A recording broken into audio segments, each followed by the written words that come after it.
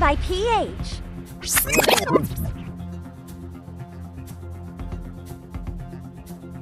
So, yan po. Magandang araw po sa inyong lahat. Luzon, Visayas, Mindanao. Ito ay meron na naman po tayong mga bagong pag-uusapan. Ito po ay nangyayari sa Senado. Tinatalakay ang Blue Ribbon Committee patungkol sa mga flood control projects. No? So, hangkalihim po ng DPWH ay humarap sa House Committee upang linawin ang datos tungkol sa mga natapos na flood control projects na isinamit sa Presidential Management Staff na siyang ginamit para sa 10 sa pangurong dashboard na inilunsad ni Pangulong Marcos. No? So, kabuuan tatapos na proyekto noong July 2022 hanggang May 2022 ay at mga proyektong sinimulan noong 2021, 2020 hanggang 2021 ay nagkakalahagan ng humigit kumulang na 183 billion, no? Binigyan din ng kalihim na ipinakita na DPWH ang mga datos upang matiyak na transparency at katumpakan na iulat ang mga accomplishment. So sa pagdinig, tinanong ng mga senador ang DPWH at tungkol sa Wowow builders na nakakuha ng proyektong nagkakahalaga ng 5.9 billion sa Bulacan sa tatlong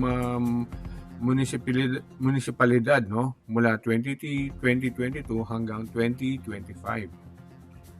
So kabuuan 2022 higit na 9 billion na pondo. Yun. So Wowow Builders 85 projects, 4 years, 5.971 billion. Yan. Para sa 2025 naman, may projects Bulacan First Engineering District ay nagkakalaga ng 435.7 million. Issue, may aligasyon na ilan dito ay mga ghost projects, pero hindi lahat. Yon. So tanong ng mga senador, paano nakuha yung Wowow Builders ang malaking kontrata na mga kontrata, no? So ito ay dumaan daw ay sa bidding, pero hindi matiyak kung may insertion mula sa kongresista o sa Senado.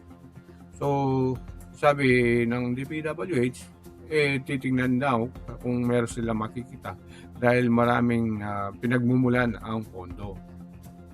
So, sa pagdinig, tinalakay din ang papel ng Commission on Audit kaugnay mga ghost projects. No?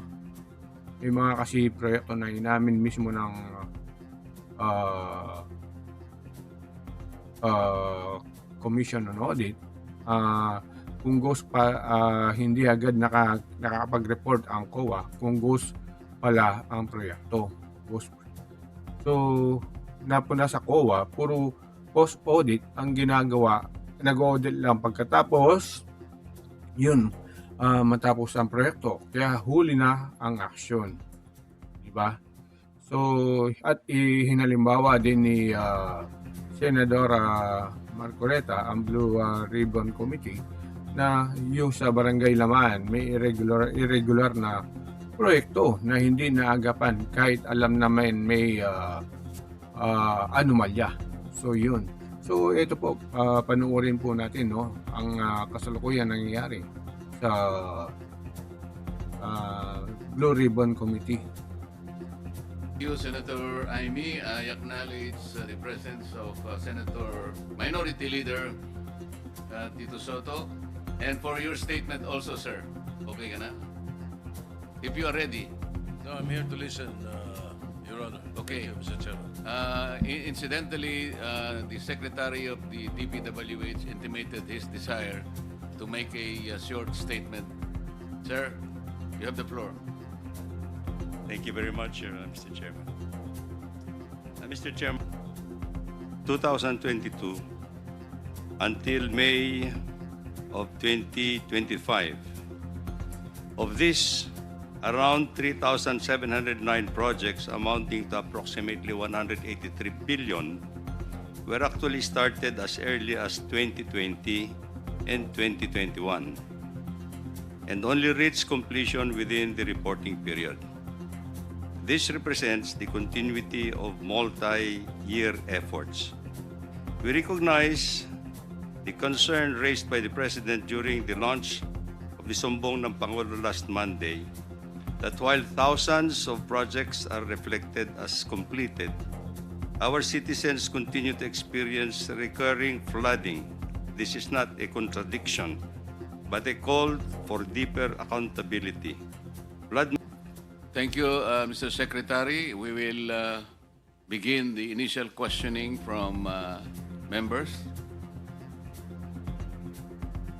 Ako na muna.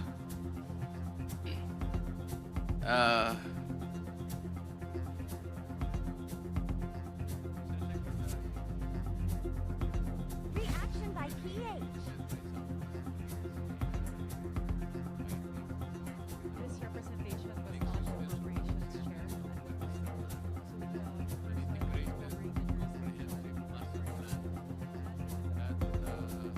We finally solved the problem of flooding in this country. Do we have that? Mr. Chairman, let me qualify.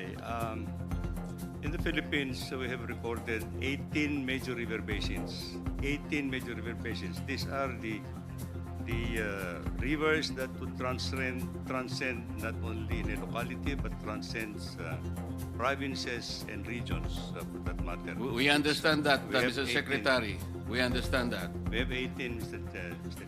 Even if we have 100 river basins, Yes. until and unless you are able to present a master plan that will integrate these river basins, you will be going nowhere. That's You correct. will accept that. Accept, Mr. Chairman. Let me begin by asking you, in executing all these flood control projects, did you ever, either your district engineers or regional district offices ever coordinated with the River Basin Control Office? Yes, Mr. Chairman. Let me explain a little No, bit. the answer Yes. is, the question is answerable by yes or no. There is a different. Have you ever coordinated with this obscure office called River Basin Control Office? I will explain to you why I'm asking this. It has a very, very significant relation to the subject matter of today's inquiry. Mr. Chairman. This River Basin Control Office was created by Executive Order 510. Kung nabasa po ninyo ito, sa Section 2, Paragraph B nitong Executive Order na ito pala yung mandato nitong maliit na opisinang ito which is attached to the DENR. Together with the Department of Public Works and Highways and the National Disaster Coordinating Council, develop a national master plan for flood control by integrating the various existing river basins and developing additional plan for components as needed. Isipin po natin, kaya sabi ko po sa inyo kanina, kahit 100 river basin ang babanggitin nyo sa amin, until and unless they are integrated with one another, which is the mandate of this office, walang mangyayari. Bakit po in the entire equation, in the entire continuum of this problem, bakit hindi man lang nagsasurface itong opisinang ito? Galingan mo, Senator Jinggoy, ha? Thank you, Mr. Chair. Is si Miss Cabral ba nandito? Was she invited? Was she invited by this committee? Maybe we can invite her in the next Hindi, nandito naman ang pinaka-boss, si Secretary. But I would like to ask some Mas gusto mo siyang makita kaysa Secretary. Hindi naman. Anyway, Mr. Secretary, huwag na tayo magpaligoy-ligoy pa.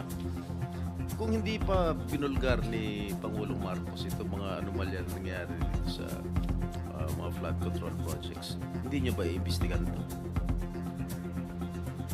Kailangan pa umabot ng Senado para imbestigan ito dahil binulgar ni Pangulong Marcos ang mga di umano yung mga anomalya tungkol sa mga flood control projects. Hindi naman po siguro, I think, Your Honor, I think this is a routine process naman ng department that every project that we complete must have to undergo a quick, it has to undergo a validation audit before we fully pay the contract amount, Your Honor. So meron yung quick quality assurance unit, may audit team na dapat umiikot parati, Your Honor, before we pay the final payment for this project, Your Honor. Are all these contractors qualified? They are qualified. They're qualified, Your Honor, and on the basis of the documents that they submit for the bidding purposes, Your Honor. Payment has been made, then it's on. Tapos na, nasunog na yung pera natin. That's actually. Alright, magkano ang in-award dito sa mga sa Wowow? Wowow Builders. I don't have the figure right now, Mr. Chair, but I think it's predominantly. No. Meron mga figures dyan. Huwag niyo ako lulukoyin dito. Labas niyo kung magkano yung in-award nito sa Wowow Builders. Mga ghost projects. We'll wait for it.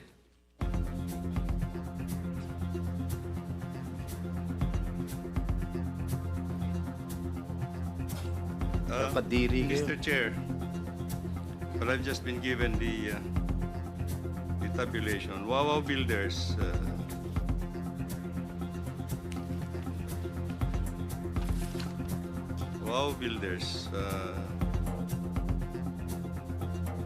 the number of projects, the total cost of the projects that have been implemented is 9 billion.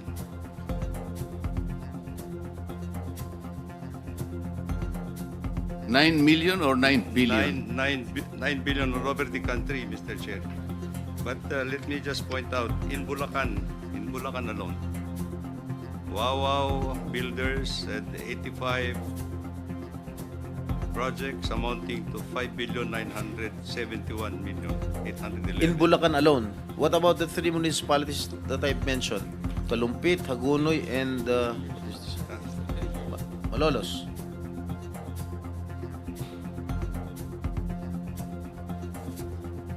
This is for Bulacan First Engineering District Office, Your Honor. Ito bang, I'm not familiar, no? Ito bang Kalumpit, Malolos, Hagonoy falls under the first Yes, Your Honor. Bulacan district? Huh? Yes. Alright. So magkano? Yung sa Wowow. 5,971,811,605. In Bulacan alone. In Bulacan First Engineering District, Your Honor. So yung 5 billion na in-award sa Wowow Builders para sa province Bulacan First Engineering. are all ghost projects. Correct? Hindi Secretary, naman, Your Honor. for the record, the total is 9 billion. That is nationwide. Nationwide. Nationwide, Your Honor. Pero Pero lahat 5 yun, billion ghost na projects. Your Honor. So, Ghost projects lahat. No po. So ang ghost project lang na sinasabi mo, sa Bulacan lang. There seems to be some ghost projects actually as reported, Your Honor. Are you investigating this right Yes, now? Your Honor. We're investigating it. What is the status of your investigation? They will be coming up with their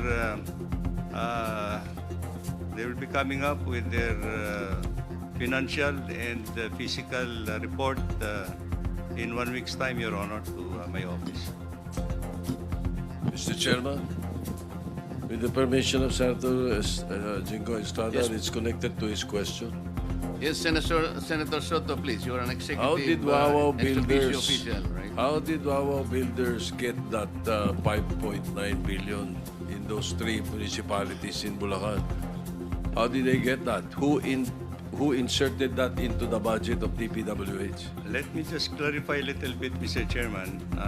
The amount that I have mentioned is actually for 4 years, up to fiscal year 2025. It started in 2022, 2023, 2024, and 2025, Your Honor. Let's clear that, Mr. Secretary. The 9-point-something billion is for 4 years? 5.9 for Wowow, Your Honor. No, the total for 4 years is 9-something billion. Yes, Your Honor. And the 5-something billion ghost project is in Bulacan alone. Not totally ghost project, Your Honor. I'm not saying it's not totally ghost project, but the total amount of project that 85 projects that he has implemented during the 4-year period amounts to 5,971,000,000, Your Honor. So, Senator Jingo, you're finished already? Dito pa. Are you going to interject ba? You want to interject? Okay. Tapos ka na, Senator Tito. No, I did not get an answer, Mr. President, Mr. Chairman. 2025 na lang. 2025, how much, Wowow Builders? Para mas madali nyo ma-identify. 2025, Your Honor, he has 5 projects in that engineering district amounting to 435,710,913 pesos. Your Honor. So 400 plus million for that particular area na For 5 projects, Your being Honor. suspected as ghost project. Well, some of them, Your Honor. Some of them, okay. How did they get that through bidding? They participated in the bidding, Your Honor. Oh, how did that budget get into your budget, the DPWH? Was there a senator or a congressman who inserted that for that particular area? Well, we'll just have to find out, Your Honor, because there are many sources in 2025. Let me just point out that some of the projects were included in the National Expenditure Program that has been submitted to Congress. And of course, there are projects that were actually added on in the General Appropriations Act. So we just have Anyway, to thank you, reclassify, Your Honor. Mr. Chairman. Thank you. I did not get an answer. Senator Estrada, Chair, thank you very much. With the permission of Senator Estrada, related kasi ito sa question niya. Mr. Chair, kung ganun na inamin ng DPWH na mayroong ghost projects dyan sa flood control, pwede malaman from COA paano ito nakalusot? Anong papel ng COA dito sa ghost projects na ito? Bakit hindi ito nyo nakita? Pwede malaman, Mr. Chair? Good morning po, Thank you. Mr. Chair and Your Honor. Based po sa aming mga reports na nakuha po from our regional and district engineering offices, ongoing pa lang po yung kanilang pag-collate ng mga observations, sir. Actually, sir, may mga observations naman po pero hindi ko po mako-conclude na pertaining po ito doon sa mga ghost projects. Marami naman po kasing observation ng mga auditors natin, sir, kasi marami din pong types of audit ang kinakandak ng mga auditors natin regularly, sir. May compliance. Yes, I mean for this particular projects na kinlaim, inamin ng DPWH na talagang ghost projects ito. Yes, Pwede sir. nyo tutukan ito and can we have results Yes, in the sir. next hearing na Yes, sir. ikakandak natin? Opo, sir. Actually, sir, meron na po tayong office order from our chairman, particularly para sa fraud audit po ng Bulacan, sir. Thank you for that. Thank you. Thank you. Mr. Chair, Mr. I hope Chairman. next hearing, ha? Yes, sir. Thank you. Opo. Thank you, Mr. Chairman. Mr. Chairman, related to kay Senator Jingo, in order for arrival. Just All right, one all right. question, Mr. Chairman. All right. I'll give Okay, it. Mr. Chairman. Isang tanong lang. Parang tinitipid mo ata ako, Mr. Chair. Dalawa. Sige. Kasi nabanggit nga dito kanina na may mga ghost projects, na may mga projects na nabigay sa mga kontraktor na kaduda-duda for the longest time.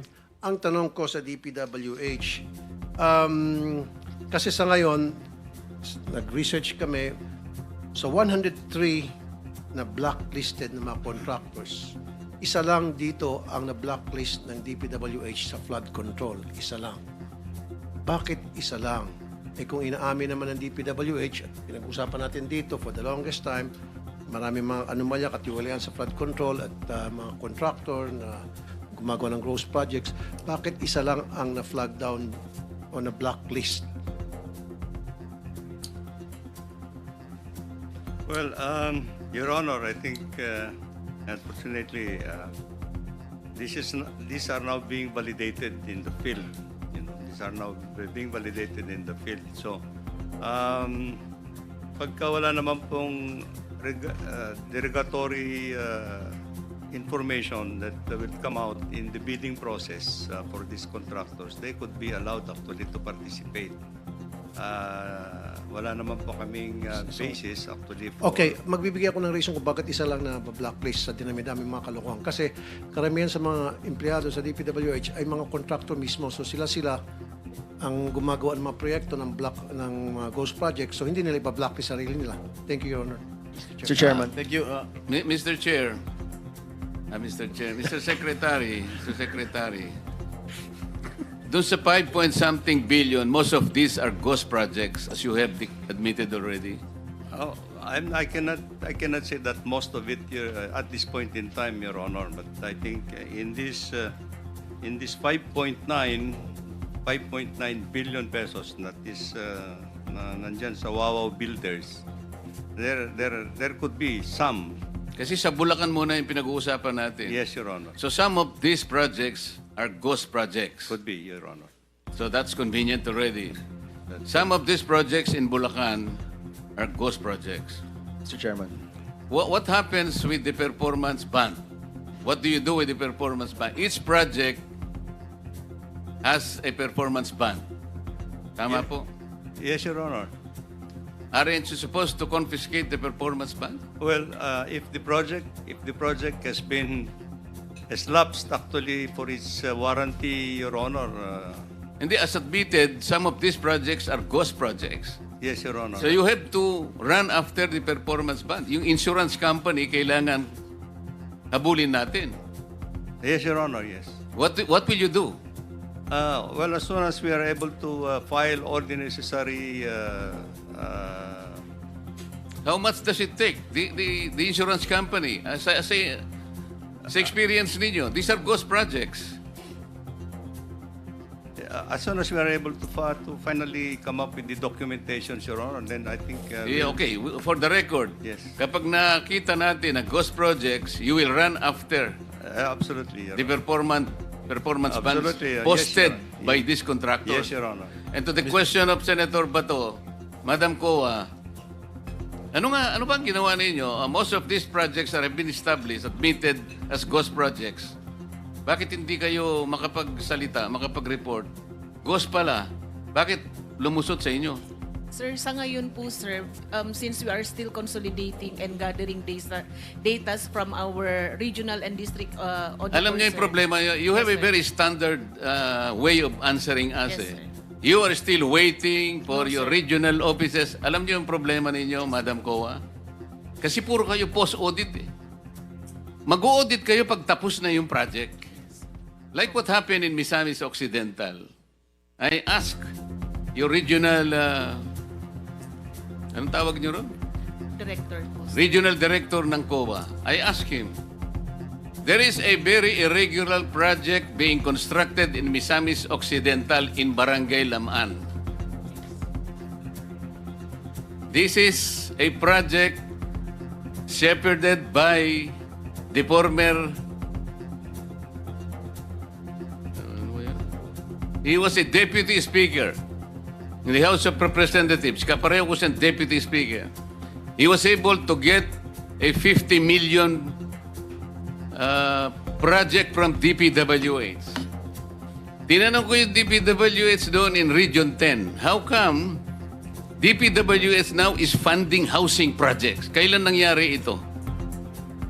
And then when I asked him, Yung baka kung pagtatayuan ng lupa ng housing project na yan, costing 50 million pesos. By the way, Mr. Secretary, yung contractor doon ay itong Alpha and Omega General Contractor and Development Corporation, one of the 15 contractors identified by the President. Sabi ko, tinatanong ko sa kanya, alam mo ba na yung pagtatayuan ng housing project na ito ay hindi pa sa pangalan ng city? I don't know, sir. Bakit hindi mo alam? Kasi po, mag-audit lang po kami pagkatapos ng project. Saan ka naman nakakitang... Ibig po, sinasabi ko na nga sa iyo ngayon eh.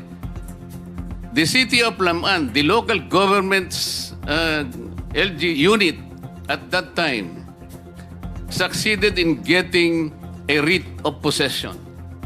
On the basis of the writ of possession, itatayo nila yung housing project. I told them, is the writ of possession transform itself as a title for the city? Hindi ko po alam, sabi ng inyong COA. Pag natapos ang project na ito, kanino kakuha ang project na ito? Hindi ko po alam. Ito po yung nangyayari ngayon. Ito na naman pong Alpha and Omega General Contractors and Development. Ginamit lang po yung lisensya niya, Mr. Secretary. Alam mo niyo kung sino yung gumawa doon? Yung mismong gobernador ngayon na mayroong isang construction company. I hope he is listening. At sasabihin ko sa kanya ngayon, hindi pa ako tapos sa'yo. Mr. Chairman.